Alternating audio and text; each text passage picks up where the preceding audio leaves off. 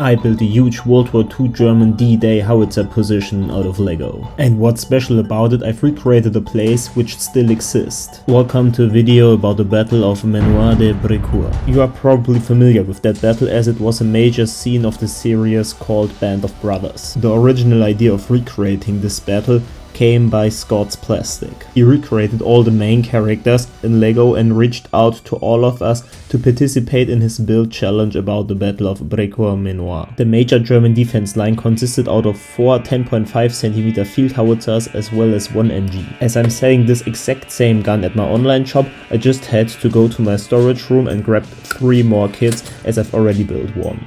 And here they are, perfectly lined up. The first thing shown up in the box was a business card with this nice message by Scott. The figures itself are packed in these paper bags as well as in plastic bags. In the paper bags are the Easy Company squad, at which you also receive 2 heads per minifigure, one with chin strap and the other one without. As there already is a chin strap printed onto the helmet, I've decided to use only the heads without chin strap, as it wouldn't make sense to have a double chin strap on each minifigure. The body isn't missing on any details. You have a nice backpack as well as the US flag at his right arm and of course the eagle of the 101st Airborne Division on his left arm. And as you can see, it is printed on 100% real Lego. The Easy Company bundle includes 4 characters which actually exist, and the first one is Second Lieutenant Ronald Spears. Our second minifigure is Staff Sergeant Carwood Lipton and also has the same details as the minifigure before, as well as a highly detailed head, of which I really like the scar. The third minifigure isn't a specific character, but therefore a regular rifleman, of which you never can have enough. Our next character is PFC Shifty Powers. And last but not least, First Lieutenant Richard Winters, who had the main role during the Battle of Brecourt Manor. Let's continue with the more simpler minifigures in the plastic bags. These are, as I already mentioned, no specific characters but still great army builders. This first minifigure comes with the typical M1 carbine exclusively made for airborne soldiers. Unfortunately, all heads and helmets coming with chin straps, which means I definitely have to change the heads. Other than that, the minifigures are nicely geared out. He even offers a minifigure which comes with this nice sniper. And here they're all perfectly lined up. I have to say that I'm a big fan of the more simpler design he used on all the minifigures. Feel free to check scottsplastic.com if you're interested in custom World War II minifigures. He offers a wide selection of World War I and World War II minifigures of several nations, as you can see right here. While playing around, I've noticed that some of these minifigures aren't actual Lego, which is the reason why he can offer some of these minifigures for such a cheap price. I have to say that I definitely prefer the minifigures printed onto real Lego, but if you want to look for a cheaper option, you can definitely check this as well. But now let's finally get on building. As the main part of the build will be a trench system, I first built this one. My field howitzer perfectly fits in there. The use of ball joints allowed me to create these seamless curves. After I figured out the design of the trench walls, I've added them to the first base plates. I've added bricks with 1 stud on the side and connected the plates onto them. I've then repeated this step a few more times, but before adding all the trench walls, I've added these dark tan tiles underneath of them to have a seamless connection to the base plates. After playing around with the overall layout, I've added all the needed plates, tiles and so on to all the groundwork in the trench system. Like usual, I've used a clean look of the tiles as well as some studs for the ground. As you probably can remember, there's also an MG position in this trench system, for which I've used 2 crates as well as of course the MG. Because I want to have a clean look into the trench, I've decided to not build the back walls of it.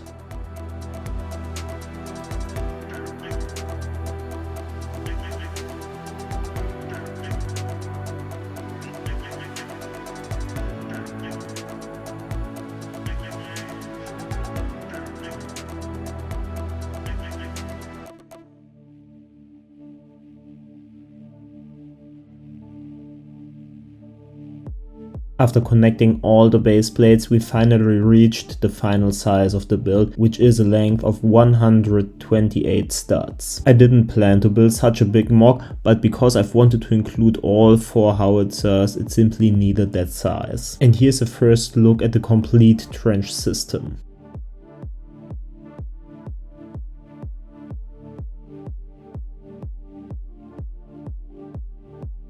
The next step was the most complicated of the whole build. I needed to figure out techniques to nearly perfectly fit in that curved trench. I've therefore used a bunch of wedged plates. As I couldn't cover all gaps by 100%, I've also used some leaf pieces to close them.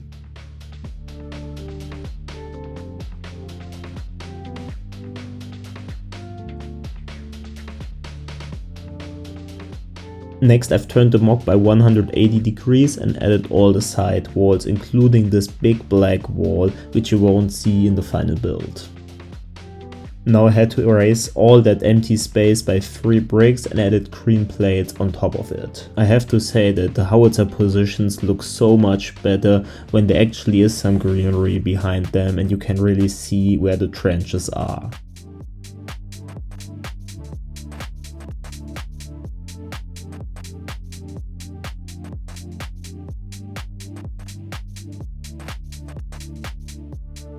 As I unfortunately ran out of green plates, I've needed to improvise and therefore used green bricks for the final part of the build. And here finally is the completely closed surface. I've also added a bunch of these smaller leaf pieces in green. Beside the howitzers there's one more critical point which definitely was needed to build an accurate mock. To prevent that these howitzers shoot at Utah Beach while the D-Day landings, the US Army tried to figure out where these guns are located. They were able to destroy several batteries before the landings, but they didn't figure out where the one is at Brecourt Manor because it was covered by so many trees and you simply couldn't see from air that there are artillery positions. That's why airborne troops landed all over the area. They landed in the night before D-Day and their job was to destroy all these positions before they can shoot at the landings of D-Day. And the Easy Company had that exact same task at Brecourt Manor. Let me finish the build real quick and I will then continue with the story of Easy Company led by Lieutenant Winter. He decided to flank the German position and destroy it gun by gun, marching through the trench line. The airborne soldiers threw several grenades and took out the first German position within seconds. This led to the first escapes from several German soldiers, but some also decided to defend their position. They knew that the position is crucial to defend Normandy. But Easy Company was perfectly trained and the tactics by Lieutenant Winter were perfectly executed. The Germans were simply surprised by all these airbornes.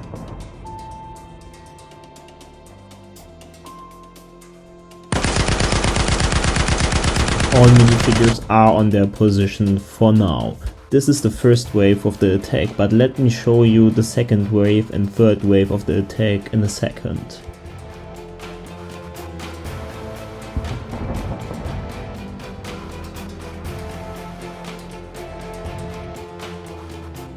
The map you can see on the crate will have a crucial role in a few seconds.